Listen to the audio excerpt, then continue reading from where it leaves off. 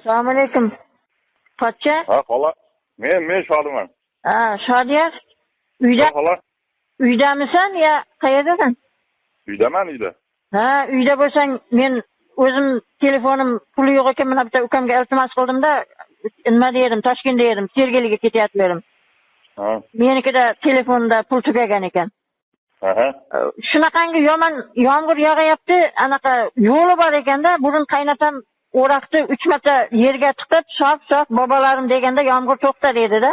Shuni qilarkin men uyda emas edim. Nima qilaveray? Ayamga aytmoqchi edim, men sen chiqib qolding mayli, endi senga ham aytaman. Ha, buni xolam opamga beryapman. Ha, opangga bergin. Alo. Assalomu alaykum aya. Ha, Malika qanday? Yaxshi, rahmat. Men mana bitta ukamdan iltimos qildim. Birov telefon qilyapman. Uzr endi. Telefonda tugagan ekan. Uyda o'raqlaring bor. Yerga tig'ib olib turib 3 marta sof bobolarim deb yo'lini qilib qo'yinglar, bu yomg'ir to'xtasin. Meni qaynatam shunaqa qilar edi avval.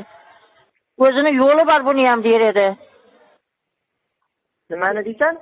Voy, hali tushunmabdi-yu bular, anqolmabdilar. O'raq borku, o'raq. O'raq. Tushundingizmi? Nima deysan? Qaytadan gapir. O'raq balki o't o'radigan o'raq. O'raq? He? Nima qilish kerak uni? Yerga chiqib olib choq bobolarim deb aytish kerak ekan. Ha. Yo'lini qilish kerak ekan. Aha. Men uyda emas edim. Shuni sizlar qilib qo'yinglar. Ha, mayli bo'pti. Men Sergeliga ketyapman. Mayli, rahmat.